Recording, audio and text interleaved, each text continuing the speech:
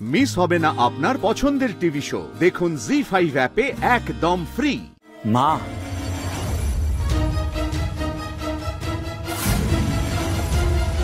এই এই ছেলে, কোথায় গেছিলি রে? কাউকে কিছু না বলে হুট করে কোথায় চলে গেলি? সত্যি রিদ, কেন রে কাউকে কিছু না বলে হুট করে এরকম বাড়ি থেকে চলে যাবি? দেখ বাড়ির সকলে কিরকম চিন্তা করছে। আপনাকে কিছু খেতে দিই? আপনি তো না খেয়ে বেরিয়ে গেলেন। বলছিল তুই বন্ধুদের সাথে উল্টোপাল্টা কিছু খেয়ে রাস্তায় পড়ে টরে যাসনি তো? কেন এসব খেতে যাবো? বাবা বাবা আমাকে আর কত নীচ ভাববে? উঁচু ভাববার কোনো জায়গা রেখেছো কি তুমি? এ কি রিদান, কোথায় ছিলি তুই? আচ্ছা আমার কথা শোনো, তুমি ওকে এইসব ব্যাপারে জিজ্ঞাসা করে ওর পার্সোনাল ব্যাপারে ইন্টারফেয়ার করছো কেন? যা বাবু, আমি আমার ভাইকে জিজ্ঞেস করতে পারি না কোথায় ছিল? হ্যাঁ না, জিজ্ঞেস করতেই পারো বড়দা ভাই, তবে ওকে জিজ্ঞেস করে কি লাভ? ও তো মিথ্যেই বলবে। রিয়া তো ঠিকই বলেছে। না না, আজ কোনো মিথ্যে কথা বলছে না। কারণ দেখো শালাবাবুর মুখ দেখে বোঝা যাচ্ছে মুখটা কত সিরিয়াস। দেখো রিদ, তোর মুখটা এরকম শুকনো দেখাচ্ছে কেন? কি হয়েছে বল, কোথায় গেছিলি তুই এতক্ষণ? আমি একজনকে আনতে গিয়েছিলাম। কাকে আনতে গেছিলেন? আমার এক বন্ধুকে। ও বন্ধু, তা সেটা বলে যাবেন তো? কে আপনার বন্ধু? কোথায় সে?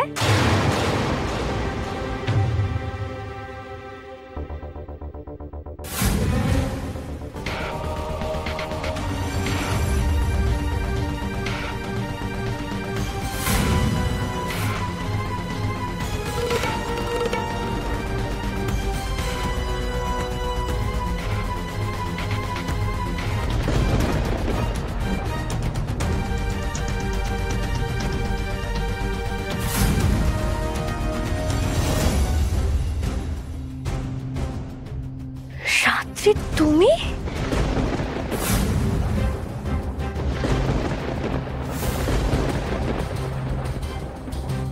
ওকে,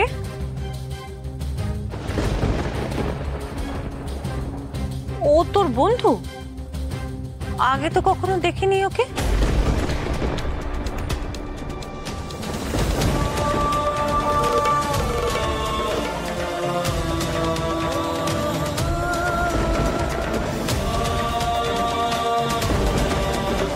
বন্ধু? রাত্রি আপনার বন্ধু? আপনি রাত্রিকে চেনেন?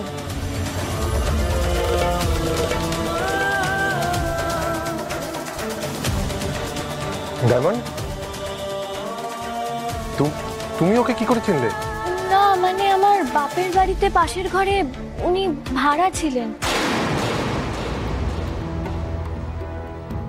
ও আচ্ছা।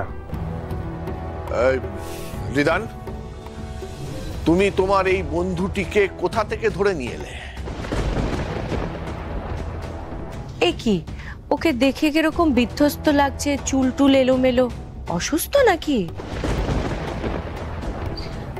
হ্যাঁ সত্যি তো, মুখ চোখও তোমার ঠিক লাগছে না। তুমি আগে এসে বসো। দাঁড়াও, তার আগে আমাকে জানতে হবে ওকে।